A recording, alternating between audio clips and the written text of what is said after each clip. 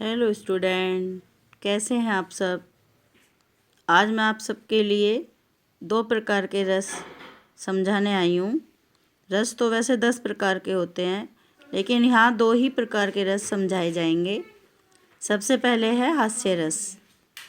हास्य रस किसी पदार्थ या व्यक्ति की असाधारण आकृति, विचित्र वेशभूषा, अनोखी बातें या चेष्टाओं को देखकर मन में जो हास्य का भाव जागृत होता है, पैदा होता है या अनुभव होता है, वहाँ पे हास्य रस होता है। जैसे कोई व्यक्ति है, उसकी जो है एक पैर लंबा है, एक छोटा है, या नाक बहुत लंबी है, अजीब सी वेशभूषा है, एक पैर एक हाथ में पहना हुआ, एक लटका रखा है, ऐसे ही। तो या जैसे ये कार्टून होते हैं, ये कार्टून दिखाए जाते हैं, किसी की नाक लंबी बना दी जाती है। तो ऐसी विचित्र वेशभूषा या विचित्र आकृति को देख के, या किसी की बातें ऐसी होती हैं जिनको देख के हास्य का भाव मन में आ जाता है, तो वहाँ पे हास्य रस होता है। यही हास्य का भाव विभाव, अनुभाव और संचारी भावों से मिलकर हास्य रस कहलाता है। जब मिल जाता है तो हास्य रस कहलाता है। उदाहरण देखिए। तंबूरा ले मंच पर बैठे प्रेम प्रताप। तंबूरा ले मंच पर बैठे प्रेम प्रताप, साज मिले 15 मिनट घंटा भर आलाप। साज मिले 15 मिनट घंटा भर आलाप, यानी तंबूरा लेके मंच पे बैठ गए हैं प्रेम प्रताप। साज तो 15 मिनट ही बज रहा है और घंटा भर आ करके आलाप कर रहे हैं। तो कौन सा रस हो गया? हास्य रस है यहाँ पर। इसका एक और उदाहरण है। हम बचपन में कविता पढ़ते थे हास्य रस की। लाला जी ने केला खाया, केला खाकर मुंह पिचकाया, उसका छिलका वहीं गिराया, छिलके पर फिसले लाला धड़ाम, मुंह से निकला हाय राम। यहाँ पर भी हास्य रस का ही उदाहरण है। उदाहरण बहुत सारे हो सकते हैं।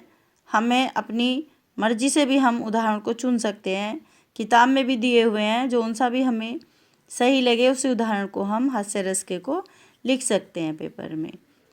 अब देखिए करुण रस। करुण रस कहाँ पे होता है? किसी प्रिय व्यक्ति या मनचाही वस्तु के नष्ट होने या उसके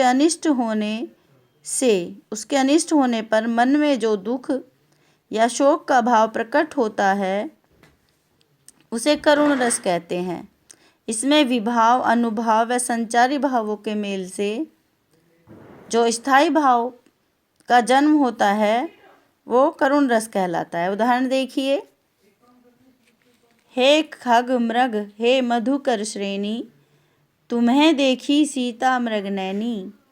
यह उस समय का वर्णन है जब श्री रामचंद्र जी सीता की खोज में व्याकुल हुए वन वन भटक रहे थे। तो वो पशु पक्षियों से भी व्याकुल होकर सीता के लिए पूछ रहे थे। दूसरा उदाहरण करुण रस का हो सकता है। क्यों छलक रहा है दुख मेरा, क्यों छलक रहा है दुख मेरा उषा की मृदुल पलकों में। क्यों छलक रहा है दुख मेरा उषा की मृदुल पलकों में। हाँ उलझ रहा है सुख मेरा, हाँ उलझ रहा है सुख मेरा, संध्या की घन अलकों में, संध्या की घन अलकों में। या ये हो सकता है। देख सुदामा की दीन दशा, देख सुदामा की दीन दशा, करुणा करके करुणानिधि रोए। बहुत छोटा सा उदाहरण है, जल्दी याद हो जाएगा।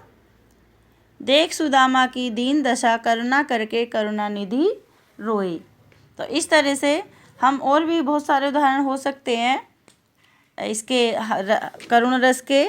जैसे अभी तो मुकुट बंधा था मात, अभी हुए हल्दी के हाथ, खुले भी न थे लाज के बोल, खिले भी न थे शून्य कपोल, हाय रुक गया यहीं संसार, सिंदूर बना आनल अंगार। ये वाला भी करुण रस का उदाहरण हो सकता है। एक और है करुण रस का। अंधी आज मुझे बना के क्या न्याय किया तूने जगदीश, मणि खोए भुजंग सी, यहाँ से है, मणि खोए भुजंग सी जन्नी पटक रही थी शीस। जब शरण कुमार की मृत्यु हो जाती है तो उसकी माता जैसे सर्प, किसी सर्प की मणि खो जाती है, वो सर पटक पटक के अपने प्राण दे देता है, ऐसे श्रवण कुमार की जो माता हैं वो अपने सर को पटक रही हैं। मणि खोए भुजंग सी जननी पटक रही थी शीस, अंधी आज मुझे बना के क्या न्याय किया तूने जगदीश। इस तरह ये करुण रस, मुझे आशा है आपको इसके उदाहरण और परिभाषा समझ आ गई होगी। और हमारे जो कोर्स में ये दो ही, जो 10th का कोर्स है उसमें केवल 2 ही रस आते हैं, करुण रस और हास्य रस, बाकी कटवा दिए गए हैं। और आशा है आपको समझ आ गया होगा। अगर ये समझ आ जाएंगे तो आगे के जो शेष 8 रस बचे हुए हैं उनको मैं अगली वीडियो में समझाऊंगी, क्योंकि वीडियो बहुत लंबी हो जाती हैं और वो मतलब आप तक भेजने में भी काफ़ी दिक्कत आती हैं। तो इसलिए आशा है आपको अगर ये समझ आ गया हो तो कमेंट करके बताएं, ताकि मैं आगे भी आपको वीडियोस भेजती रहूं। Thank you.